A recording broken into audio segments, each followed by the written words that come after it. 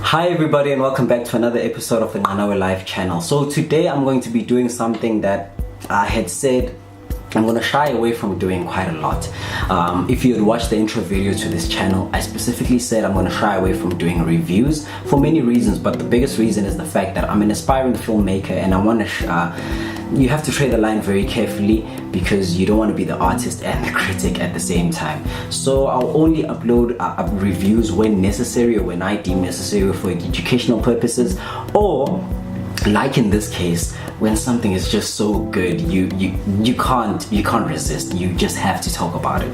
So sometime last year in 2017, October if I'm not mistaken, or December, October, November, I got invited, or rather Red Bull hosted some indie film festival. It was actually promoted on Twitter and campaigned on Twitter, and you could redeem a free ticket to go watch a whole lot of South African indie films. And amongst the many indie films, I think it went on for a couple of weekends, but amongst the many indie films that were being shown in South Africa, one of them was this film right here, Inxeba. So I tried to make sure I get the spot to go see this film. The tickets were for free, so you just had to go online and then just request a ticket and you could get to watch 2 movies on the day. That day I watched Inxeba and I watched another documentary about the Marikana massacre called Strike a Rock. I'll probably upload a review about that documentary later on, or talk about it in a different context. But today we're going to be talking about this film, Inxeba.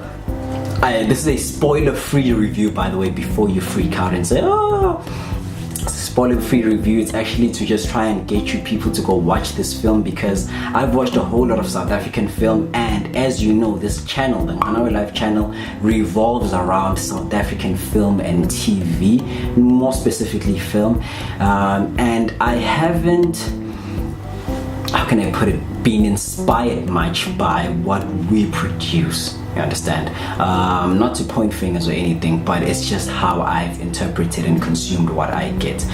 So when I saw this film, I was blown away. I was blown away. So I'm not gonna go too much in depth about what happens in the film. I'm not gonna give away any spoilers. I am just gonna talk about probably the characters, the premise of the film, and what I took away from the film, and why I probably think it's the greatest film, South African film, I've seen, and yeah, probably easily in 10 years.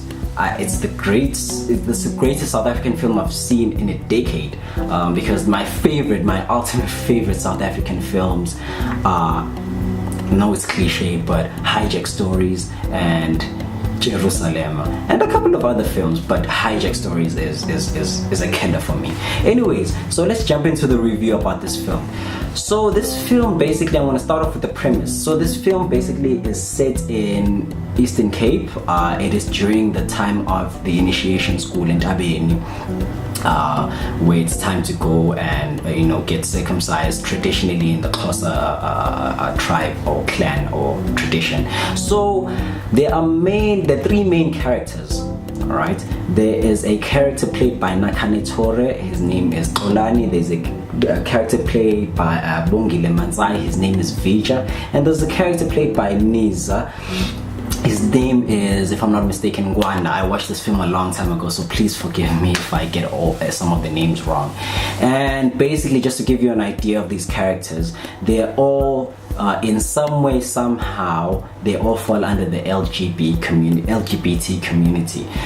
So Olani, for example, who is actually the main character of the film, played by Nakane Tore, is a homosexual guy who is obviously living in the closet in Eastern Cape, just working at not so flashy job, and he can't, from what I took away from the film, he's living in the closet, and you can see by how the film portrays him as someone who wants to be able to at some point be liberated and live the life and live his true identity, or who he wants to be. And the second character is Vija, who is okay, this is gonna be a spoiler, so I'm not even gonna go into that. But Vijay is also either a homosexual or bisexual guy, and I'm not quite sure. I don't know how to use the correct terms, but I'm just, the way what I got from it, from the film, is he's a homosexual in the closet guy who is in denial that he's homosexual, either homosexual or bisexual, one between the two. He is in denial, so much to a point that he is aggressive when confronted about his homosexuality or bisexuality, regardless of which manner he's confronted in.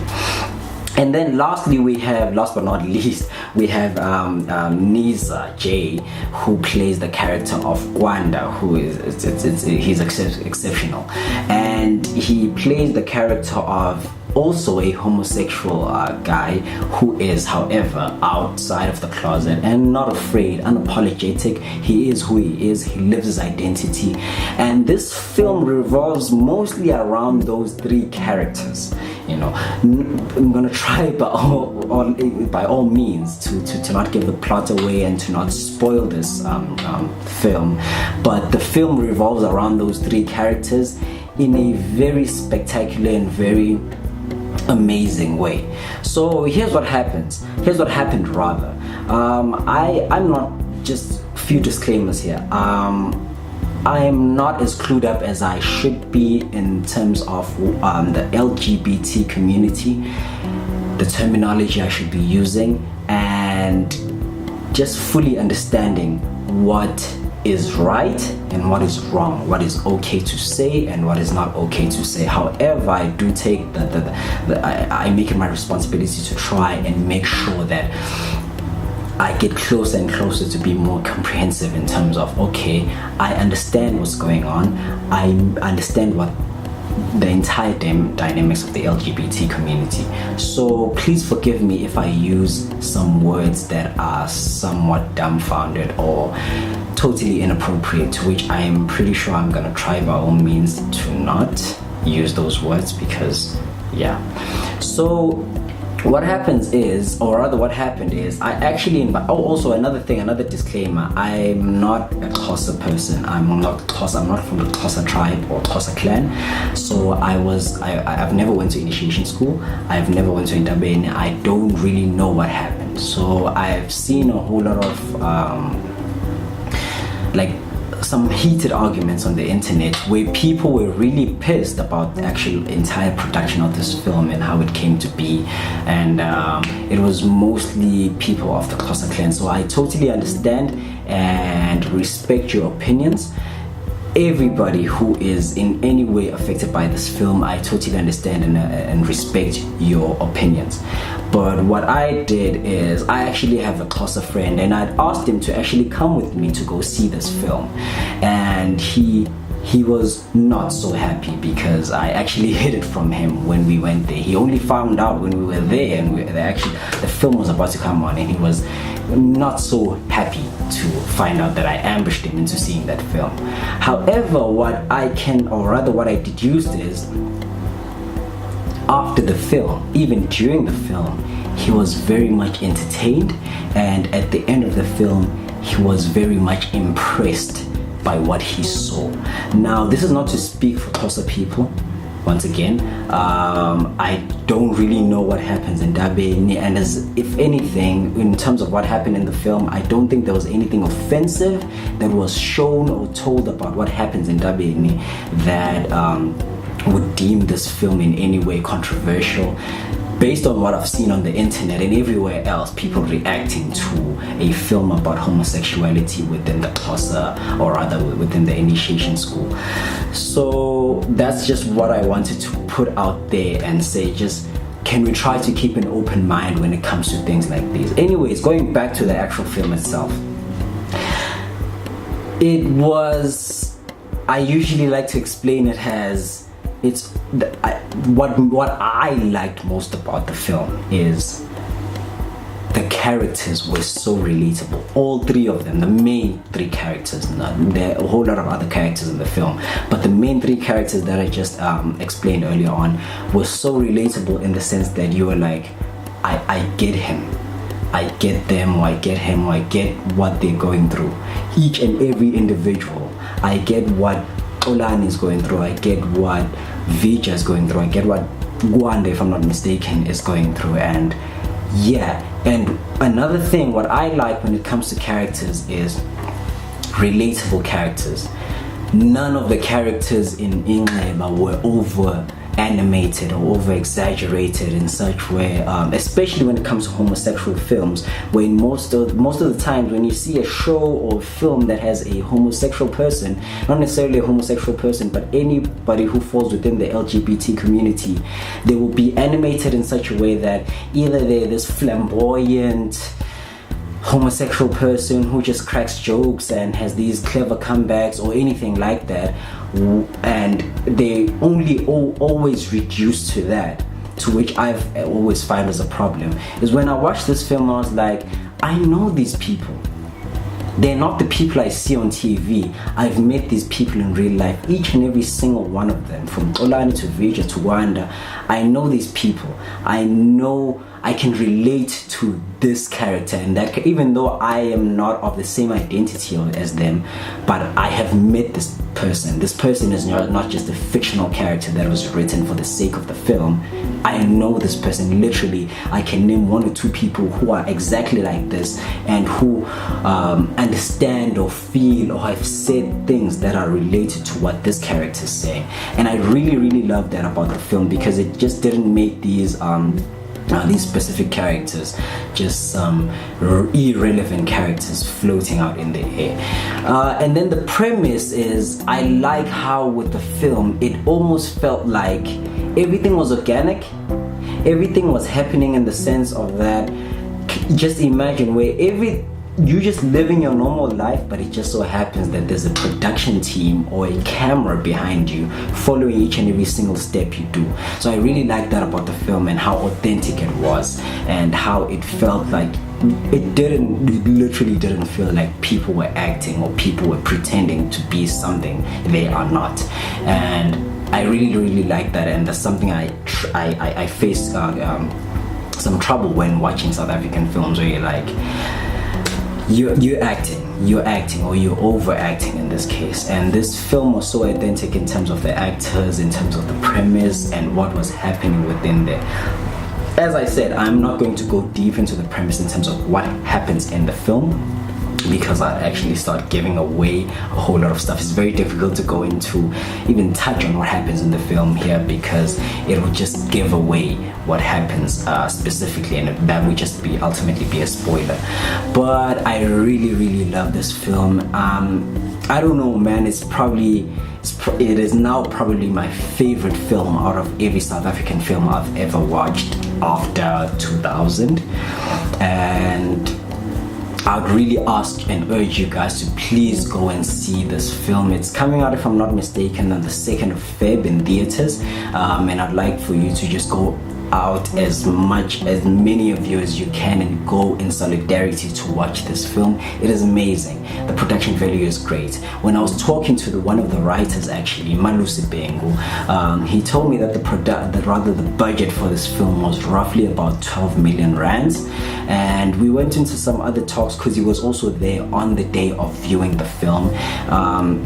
And he told me that the film was roughly around 12 million rands in terms of production budget. And when you look at it, you're like, wow, it doesn't feel that cheap. It feels it flows. It's organic. I have no words. All I can ask you is please go see this film. Another thing I wanted to talk about before I actually end off this review is the controversy and the criticism that this film has received. So obviously I understand how everybody would feel having not seen this film, and with the knowledge you would have in terms of who made the film and how it came to be. It's kind of, it feels at face value insensitive, but luckily enough for me, I got the opportunity to talk to one of the writers, as I mentioned, Malusi Bengu, and he explained to me how the film came to be in the first place. And it's very, when you listen to the story of how the film actually came to be, you understand that we actually needed this film, regardless of who it was made by, who it was produced by. John Trengov is the director. I forgot the name of the producer, but he's a Xhosa male. Apparently he never went to initiation school, and that didn't quite sit well with a whole lot of other people. The combination of a white male plus a Xhosa male who never went to initiation school didn't sit well with a whole lot of other people who felt like their culture was being looked down upon and being exposed, or rather, like, as far as I know, I've been told that you're not supposed to talk about what happens at initiation school, and I totally understand that and respect that. But I would just ask that for 2 hours, can you please just remove that? Go to the theater, watch this film, and say, I just want to see what happens here, and I want to hear what happens here, and then react at the end. I promise you, you will be blown away. You won't be, if you were offended, I most probably you'll take your feelings of being offended back, in the sense that I personally don't feel like this film offended in any way, and I personally don't feel like it revealed anything that wasn't supposed to be revealed, or something that wasn't known in the first place. So please go out in all the numbers and try go see this film. I love it. I'm actually gonna go see it when it comes out. I saw it like months ago. I'm gonna go see it when it comes out, because it was so good. It was so good. I wanted to watch it over again once, and I'm not a fan of watching movies once I've watched them again, funny enough.